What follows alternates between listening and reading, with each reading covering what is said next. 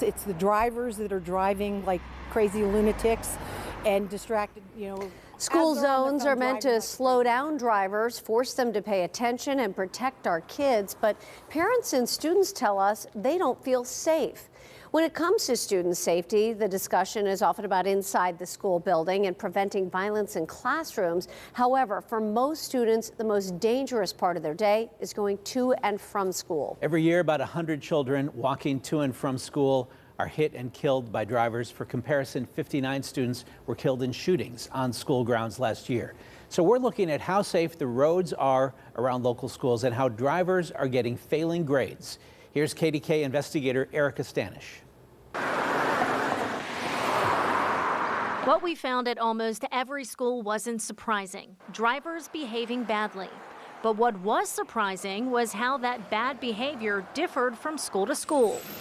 The school bus didn't stop. From blowing a stop sign at Pittsburgh-Arlington. No one looks and sees the kids. It's like they don't see them there. To zipping through busy crosswalks outside Beaver Falls schools.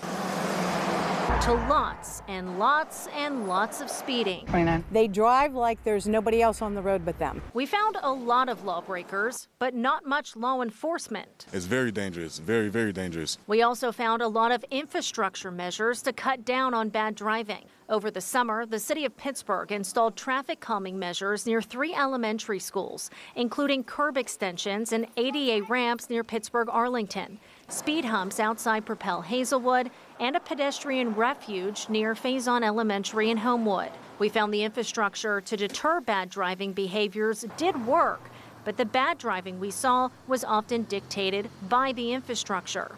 Take a look at Reichenwald Street outside Pittsburgh-Arlington. It is very narrow with school buses and parents squeezing past parked cars. And the new curb cutouts make it even more narrow. The design means it'd be nearly impossible to get up any speed on this street. But it's not impossible to run the stop sign at the top of the block, which we saw happen over and over. We watched more than 60 cars come to that corner one morning during drop-off, and half of them rolled through without coming to a stop. Some drivers driving through even as young children were in the crosswalk. Because a lot of these streets don't have crossing guards, and a lot of these streets have a lot of kids on them. And no one really stops. They just go past the stop sign and they just don't care.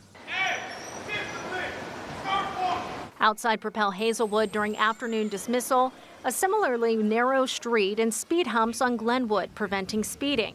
But a crossing guard told us that didn't make people stop at the intersection and said he'd recently had to take time off work because he'd been hit by a driver.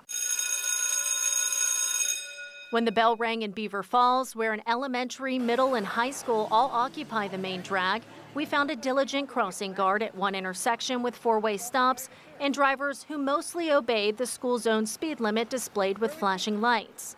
But even as kids stepped into the crosswalks, drivers cruised past them, slowly, not exactly following the state law that requires them to yield to pedestrians. You just kind of have to try to find a pause in cars because they very rarely slow down or stop. Where they were stopping was at the stop signs as the crossing guard watched. Like in that one spot is like the only place that cars stop to let people cross. Donna McManus has been the school crossing guard supervisor for the city of Pittsburgh for the past 4 years.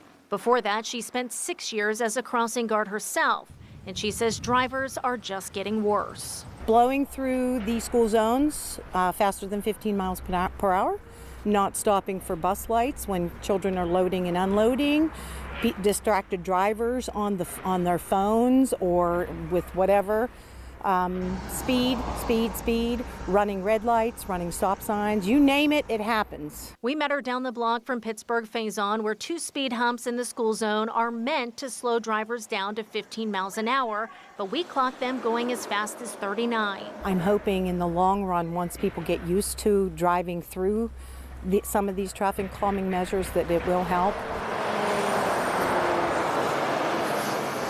The main road to Connoquenessing Elementary School in Butler is State Route 68, where a 55-mile-an-hour speed limit drops to 15 miles an hour twice a day. We expected to find lots of speeders there, and while we did spot some, we found that all it takes to make most drivers slow down is one person going the speed limit.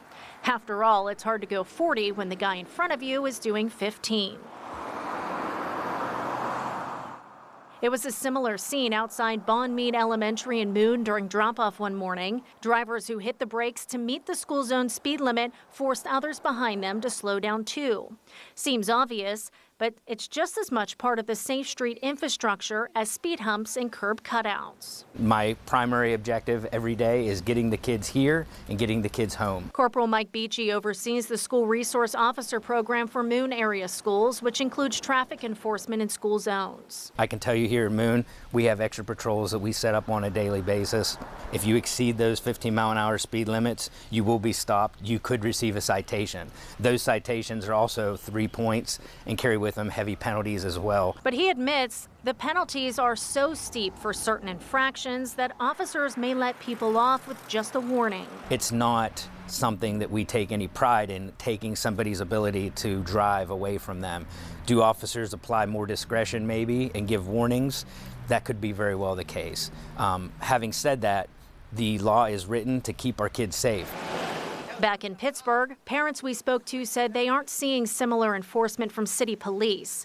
So we raised the issue to Pittsburgh Public Safety's Information Officer Eliza Durham. But it is a concern that we take very seriously. She says while Pittsburgh police don't do enforcement blitzes, they do assign motorcycle officers to school zones every day and work with schools on an ongoing basis to find traffic safety solutions. I know our Pittsburgh Bureau of Police work with our crossing guards and the Department of Public Safety on Vision Zero to identify intersections that could be improved with traffic calming projects or other deterrents. McManus says the Department of Mobility and Infrastructure and her crossing guards do their best to offer solutions too. We see how the school's laid out, what can possibly be done to make it smoother and safer, and we give the school those recommendations. Sometimes they implement them, sometimes they implement some of them. Sometimes they say, well, sorry, we can't do that. And one thing we heard from crossing guards and cops and saw ourselves over and over again in every location was distracted driving. Paul Miller's law, which bans drivers from holding their phone, went into effect back in June. Right now, if you're caught with your phone in your hand, police will just give you a written warning.